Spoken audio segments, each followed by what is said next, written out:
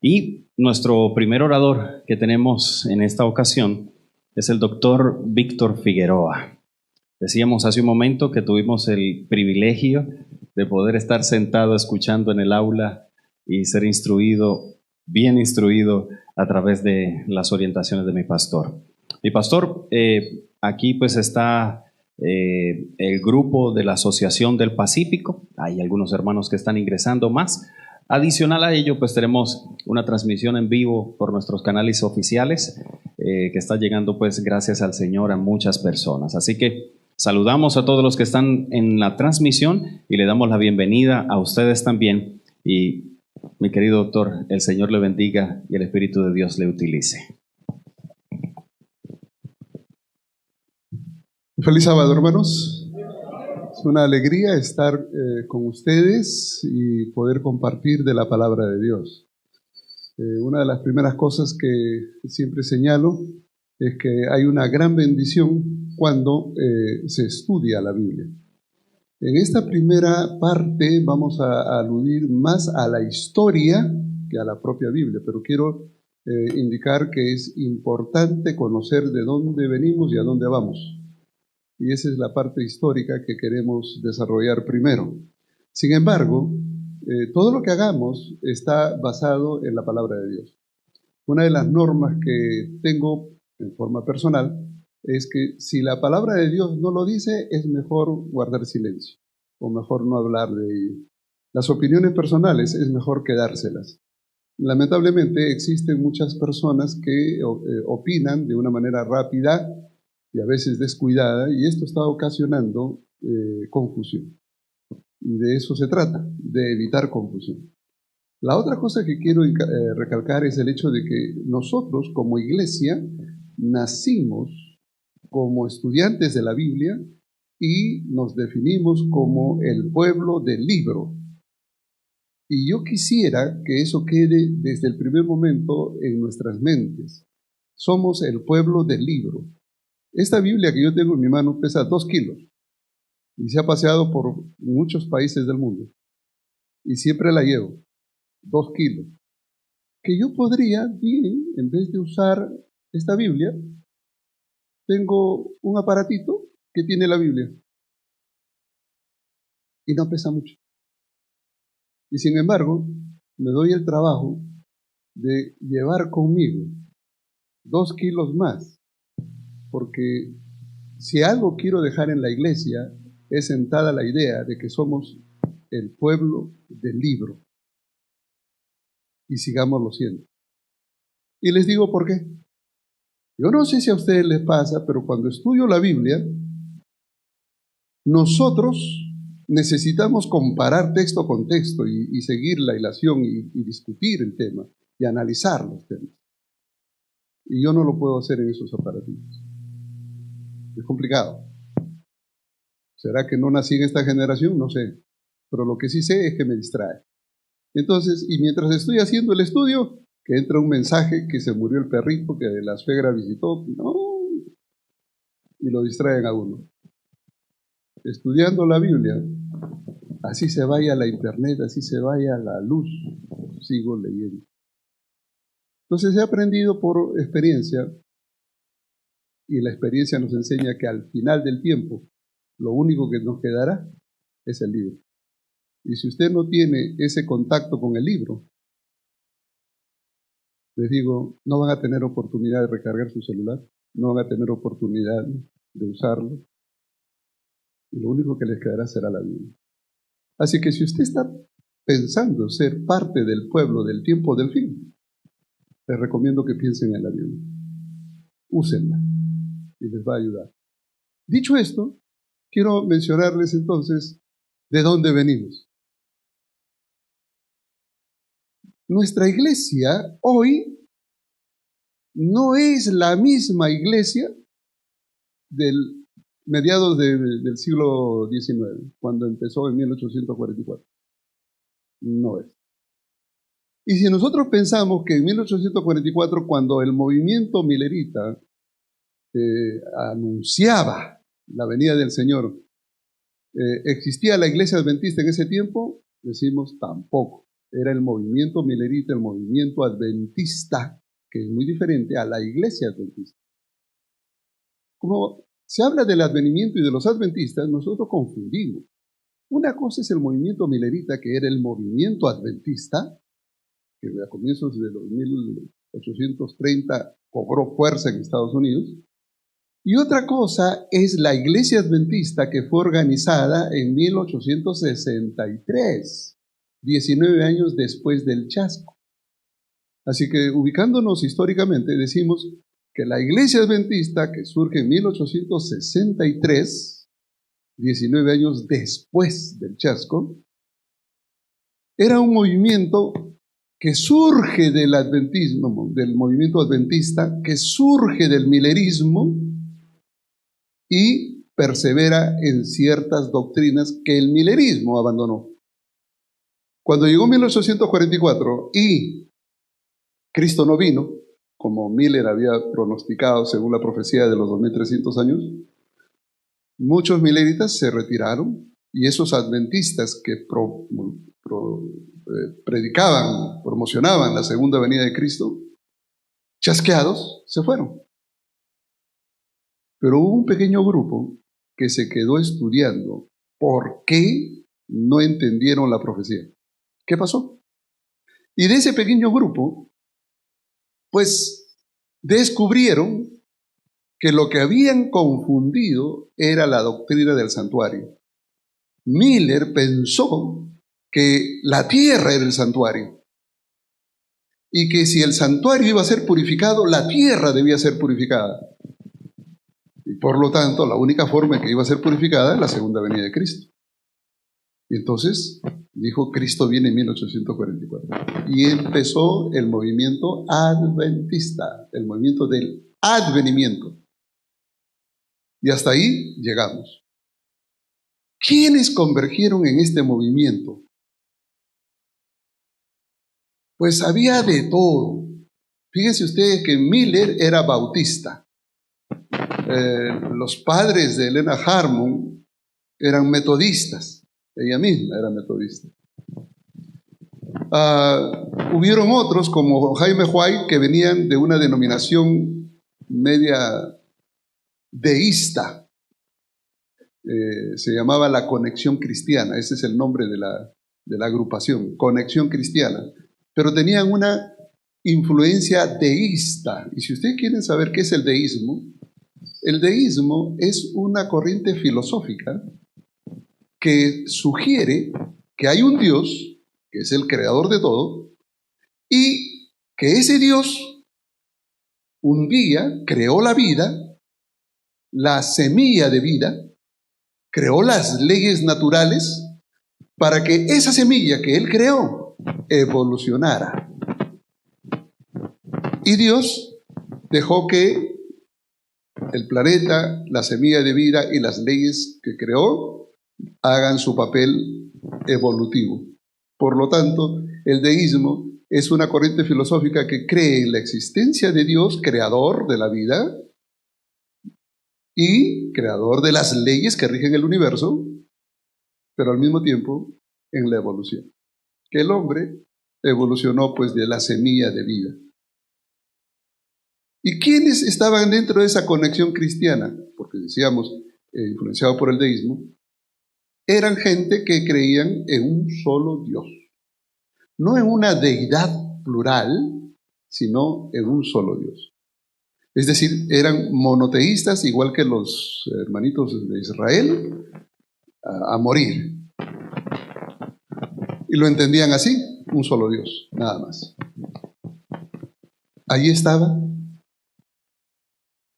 nuestros pioneros. Jaime White era uno de ellos. Urias Smith, John Lawford, que fue el primer presidente de la Asociación General, muchos más. El problema es este. Con justa razón, el doctor George Knight, escribiendo en su libro sobre la historia de la Iglesia Adventista, él dice en forma textual, si los pioneros de 1844, de la Iglesia Adventista, del movimiento adventista y después la Iglesia, vivieran hoy, y vinieran aquí a Cali y quisieran ser miembros de la Iglesia Adventista de Cali, no serían bautizados.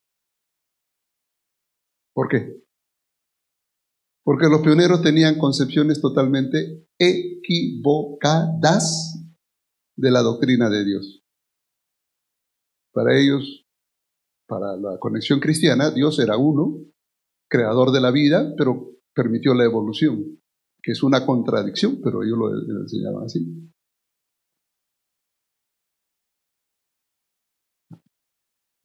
Urias Smith, que fue el director de la Review and Herald por casi 40 años, escribió artículos contra la Trinidad, tildándola como una cuestión ajena, no bíblica, invento de la Iglesia Católica.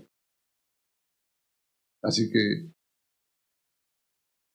si ustedes escuchan por ahí, y ahora quiero hablar directamente a esos hermanos adventistas del séptimo día que promulgan estas ideas, si usted, hermano, piensa de que estas concepciones antitrinitarias de nuestros pioneros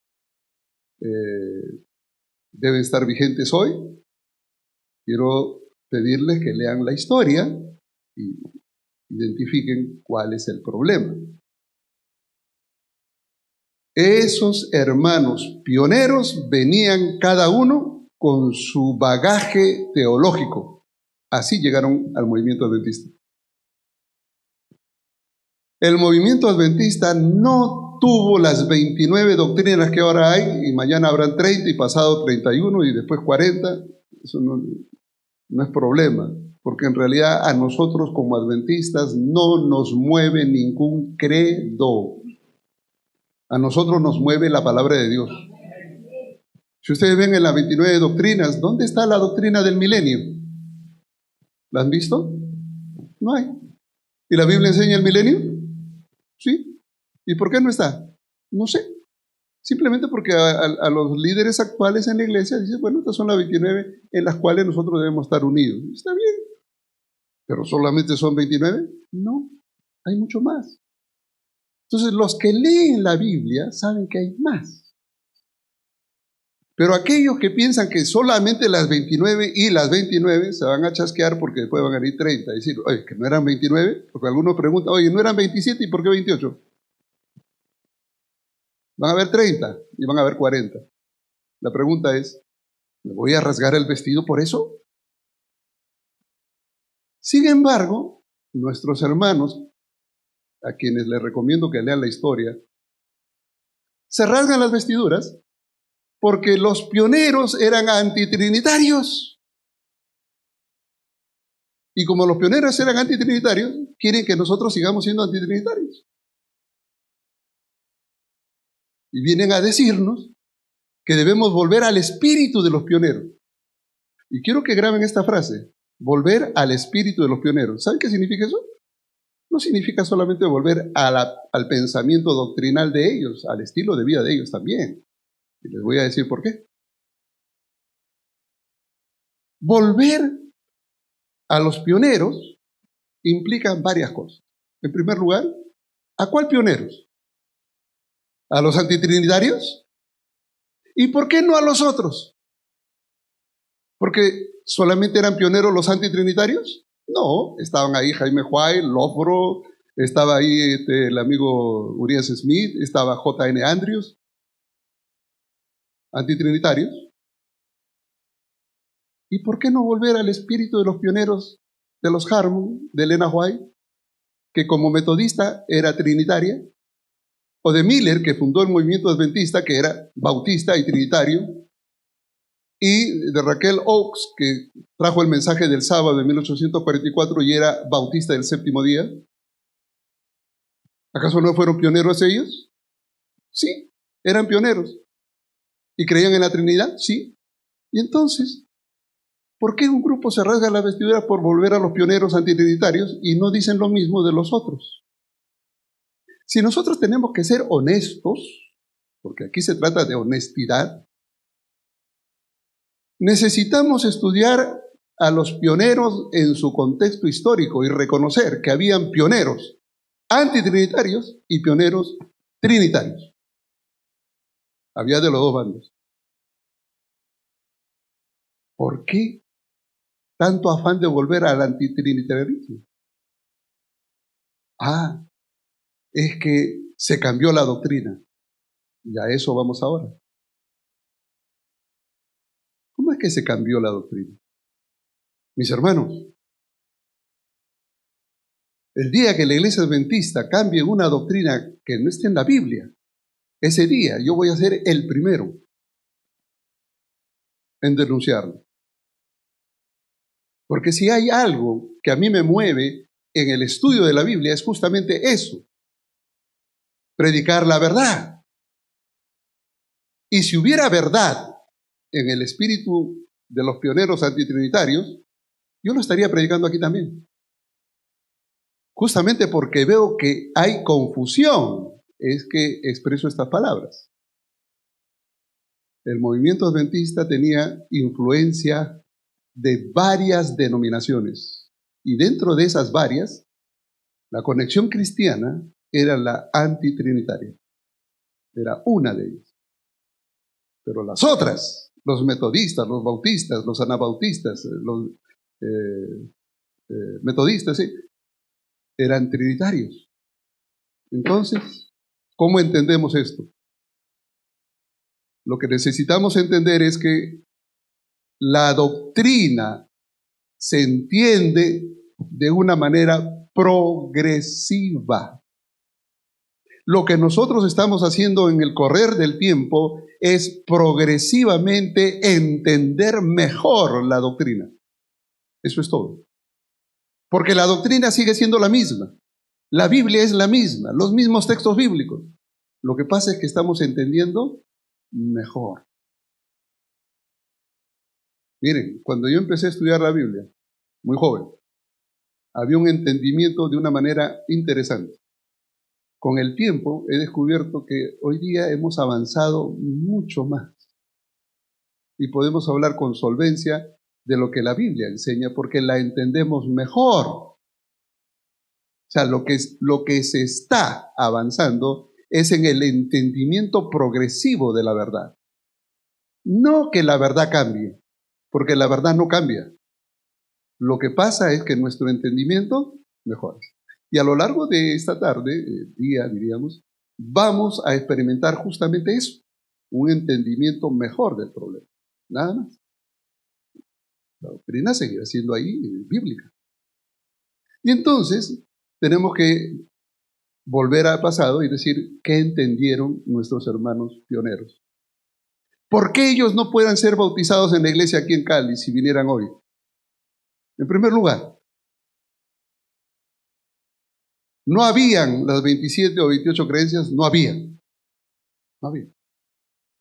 Cada uno venía con su creencia y se reunían para estudiar la Biblia. Si ustedes leen la historia, van a descubrir que ellos pasaron días, noches en oración y en estudio de la palabra de Dios. Y después que ellos habían descubierto en el estudio bíblico lo que la Biblia enseñaba sobre cierto tema en particular, llámese el santuario, llámese el sábado o el estado de los muertos, ellos reconocían que esa doctrina era bíblica. Y cuando ellos lo reconocían, ¿qué pasaba?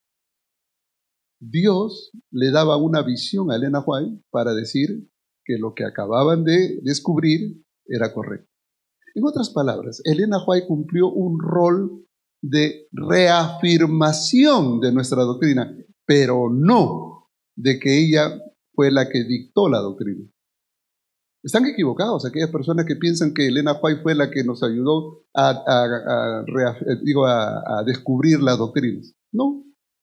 Las doctrinas fueron descubiertas en la Biblia por el grupo de adventistas que quedaron después del chasco y se reunieron en grupos de oración, los grupos pequeños, donde por días enteros estudiaron la Biblia en oración y descubrieron nuestras verdades una por una. Y eso no fue de un día a otro. Ejemplo, 1844, empiezan los adventistas. Los mileritas se van, quedan los mileritas adventistas ahora que aceptaron el mensaje del santuario y descubrieron que no es que Cristo venía, sino que había un santuario en el cielo y que la purificación era en el cielo. Y entonces cambiaron su visión. Ese grupo siguió estudiando y en 1844 Raquel Oakes, traída por el capitán Bates, vino. Y de paso, Bates también afirmaba que la doctrina de la Trinidad era una doctrina no bíblica. Él claramente decía, eso no es una doctrina bíblica. Y Bates trajo a Raquel Oakes a la iglesia adventista con el mensaje del sábado, porque ella venía de los anabautistas del séptimo día, guardaba el sábado. Y dice, pero ustedes no se han visto con la realidad del sábado. 1844. El movimiento adventista no lo aceptó de inmediato. 1848, pasaron 4 años o 5 años de estudio y recién el grupo dijo, bueno, parece que la doctrina del sábado es bíblica. 1849 decidieron guardar el sábado. Entonces, entre 1844 y 1849 los adventistas no eran adventistas del séptimo día, eran adventistas del primer día. Hoy día hay muchos adventistas del primer día. Todos aquellos que esperan la segunda venida de Cristo y guardan el domingo son adventistas del primer día, han quedado estancados ahí cuando los pioneros quedaron. No han entendido la doctrina. Y entonces en 1849 decidieron que la doctrina del sábado debía, ¿no?, reafirmarse. ¿Ok? ¿Y cómo lo guardamos? Pues de 6 de la tarde a 6 de la tarde. Y dijeron, bueno, de 6 de la tarde a 6 de la tarde. Y los que han viajado por el mundo saben que no todos los lugares a las 6 se oculta el sol. En este momento, por ejemplo, mientras estamos hablando aquí, sábado, agosto, en Estados Unidos y Europa, el día se oculta a las 9:30 de la noche. 9:30 y el sol empieza a caer. Y cuando llega a las 6 de la tarde, está el sol todavía en su resplandor. ¿Y qué hacían los adventistas? Ya 6 de la tarde, sí, ya se acabó el sábado. Y se iban a sus negocios. De 6 a 6. Y así vivieron. Y todavía tuvieron que pasar varios años más para que recién descubrieran en la Biblia que el sábado se debía guardar de puesta de sol a puesta de sol. Hoy día nosotros, ¿cómo guardamos el sábado? De puesta de sol a puesta de sol. ¿Y eso fue en 1844 cuando descubrieron el sábado? No, les tomó 10 años. Les tomó 10 años. Hoy día nosotros lo asimilamos porque decimos, bueno,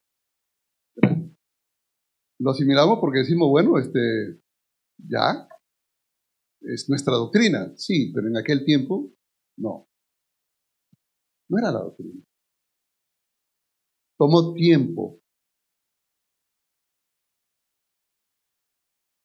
En cuanto a la iglesia, ¿por qué no se organizó la iglesia adventista del séptimo día, o del primer día, como quieran llamarla, en 1844? ¿Por qué no se organizó si ya estábamos nosotros ahí convencidos de que había un santuario celestial? ¿Qué pasó? Los pioneros decidieron de que no se debía organizar otra iglesia más.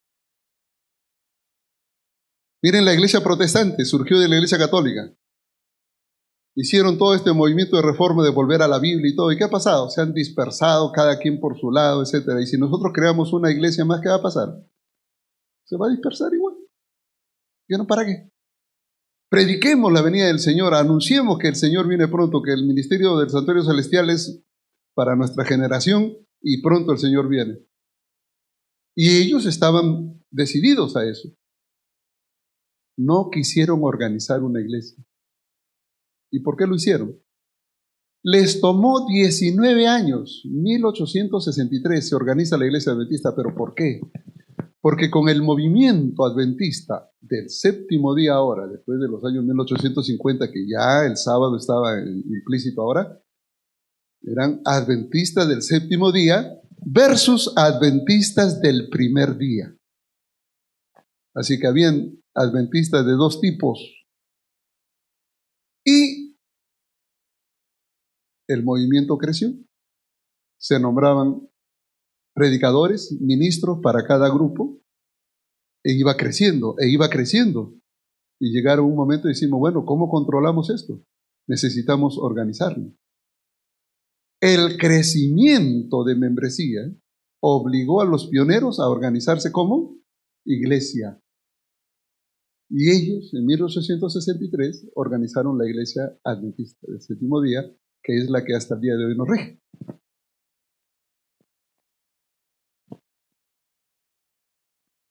¿El espíritu de los pioneros era organizar una iglesia? No. ¿Por qué lo hicieron? Porque las circunstancias les dijeron que necesitaban una organización para poder hacer un trabajo organizado y sistemático. Y lo hicieron. Cambiaron. Entonces,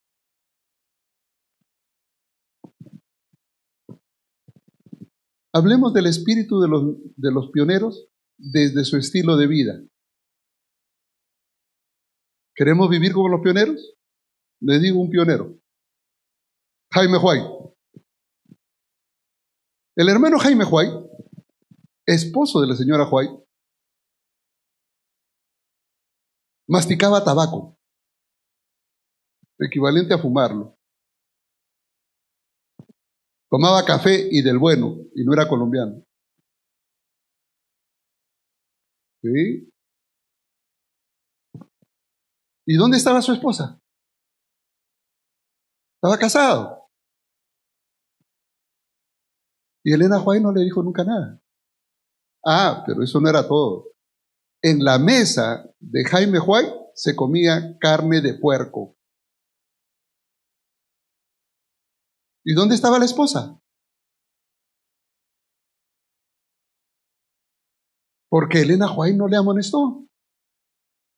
Simplemente porque Elena Huay no es la inventora de la doctrina adventista. Elena Huay no inventó nada. Ella solo era una mensajera que recibía de Dios el mensaje para transmitirlo a la iglesia. Así que si ella no dijo nada, es porque no recibió nada. ¿El responsable quién es? ¿Quién envía? Dios. Dios no le dio el mensaje. Y la pregunta es, ¿y por qué Dios no le dio el mensaje? Esa es una de mis preguntas para Dios cuando llegue al cielo. Señor, ¿por qué no diste toda la receta de una vez a la iglesia, de una sola? Nos hubiéramos evitado todo este lío. Dios es el único que escribe en línea recta usando curvas. Cosa que nosotros no entendemos cómo lo hace. ¿Por qué no lo hizo? No sé. Lo que sí sé es que Elena Huay, estando con su marido por 18 años casada, nunca le dijo acerca de lo malo que era el tabaco, el café o la carne de puerco y otras cosas más que nunca. Porque recién en 1864, un año después que se organizó la Iglesia Adventista, recién Dios le dio a Elena Huay el mensaje de salud como estilo de vida saludable para la iglesia. 1864, 20 años después del chasco.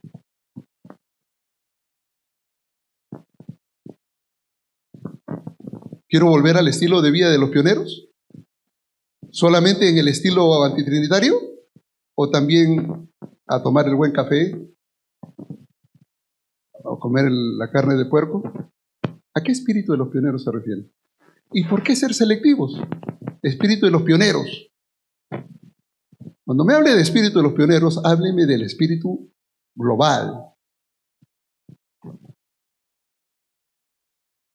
Necesitamos entender que nuestros pioneros eran seres humanos que venían con sus flaquezas, sus debilidades propias de cada grupo cristiano del cual procedían, y que en el movimiento adventista ellos tuvieron que reaprender.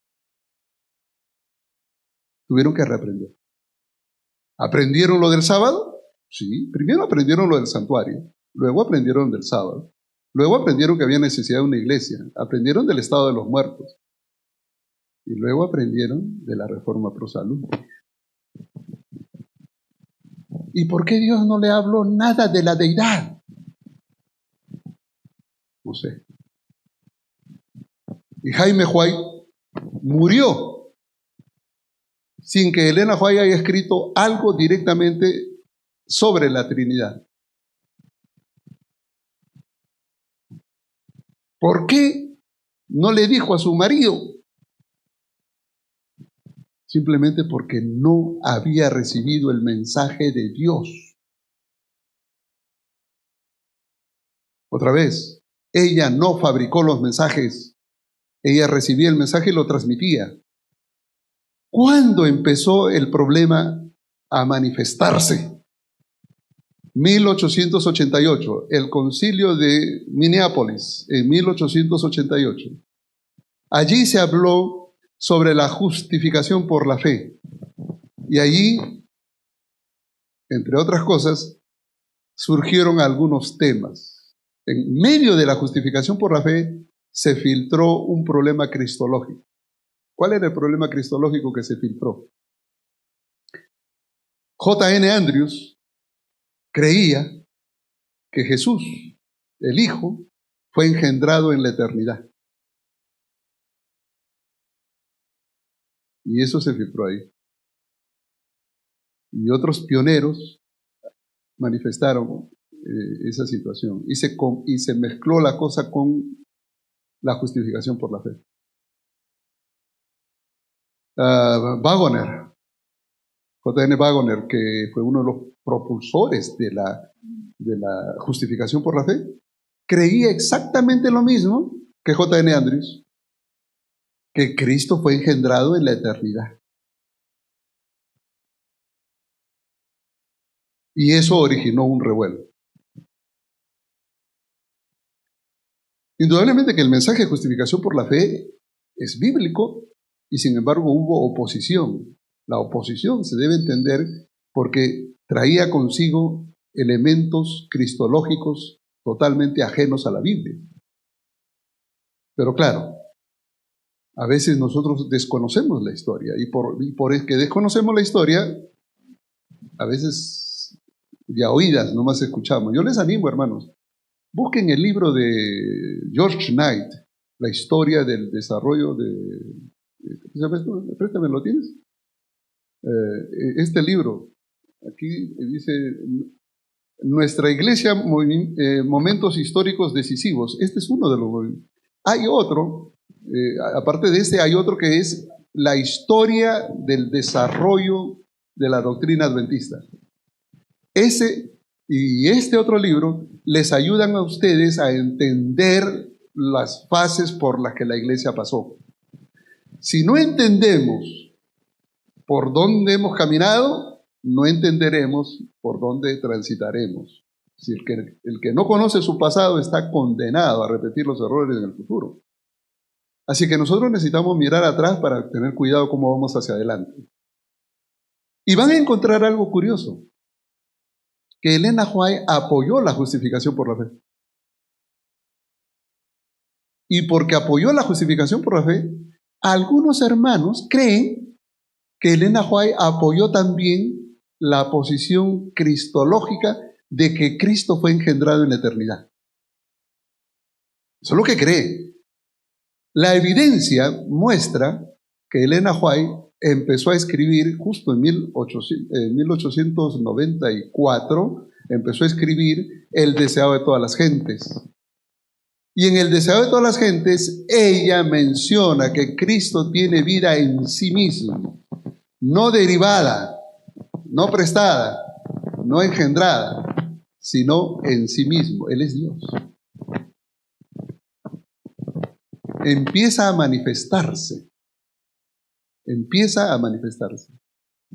Por lo tanto, nosotros necesitamos entender que Elena White, si bien es cierto que apoyó el tema de la justificación por la fe de Minneapolis en 1888, no apoyó el concepto cristológico de que Cristo había tenido origen desde la eternidad. Imposible. Porque si eso fuese, sería una falsa profeta. Y en el transcurso del día, ustedes van a descubrir lo que estoy diciendo. Porque antes que Elena White, está la Biblia. Y nosotros necesitamos entender esto, es que Elena White empezó a escribir El deseo de todas las gentes, digo otra vez, en 1894 en adelante, se publicó El deseo de todas las gentes en 1896, por ahí, y al comienzo de los 1900, ella habló ya de una manera literal del trío divino, de los tres poderes en el cielo. Y a mí me admira que estos hermanos que dicen ser adventistas y son antitrinitarios, me admira que ellos no citen a Elena White cuando habla del trío celestial y de los tres poderes celestiales, Padre, Hijo y Espíritu Santo, y ella los menciona, pero ellos no, lo pasan por alto. Y más bien tratan de excusar, ¿no? Con ciertas retóricas. Y la verdad les digo, la historia no aguanta eso. Elena White, en 1900 en adelante, hasta el día de su muerte, escribió varias declaraciones donde ella habla de la deidad. Y no es que ella lo haya descubierto. Repito, ella recibió el mensaje de Dios y lo transmitió a su iglesia. Eso es todo. Y cuando nosotros leemos la Biblia, encontramos evidencia de ello. Y eso es lo que vamos a mostrar en el transcurso del día. Entonces, ¿qué es lo que están haciendo estos hermanos ahora? Dicen, pero no solo Elena White, sino que también existen historiadores antiguos que nos dicen que la fórmula de Mateo 28:19 no es bíblica, que ese es un texto añadido, que no existe en la Biblia. Ay, hermanos, yo les quisiera regalar un pedacito de cerebro, solamente para que ustedes pudieran ver lo que yo estoy viendo. Miren, he enseñado griego del Nuevo Testamento por más de 40 años. Alguien dijo, desde mi juventud leo la Biblia en griego. Y si hay algo que me preocupa dentro de la lectura de la Biblia en griego, es lo que nosotros llamamos el aparato crítico, que es la crítica textual de todos los eruditos, no importa de qué denominación, sean católicos, protestantes, no importa, pero que saben griego y hablan sobre los manuscritos originales, sobre los manuscritos. Y no hay uno solo, y repito, no hay uno solo que sea entendido en manuscritos bíblicos griegos que diga que Mateo 28:19 es un texto adulterado. No hay. Y los desafío públicamente a que me muestren un documento donde diga que sí hay. Porque no hay. O por lo menos, hasta el día de hoy no lo he encontrado. Y sigo buscando. Lo que sí encontré es algo curioso.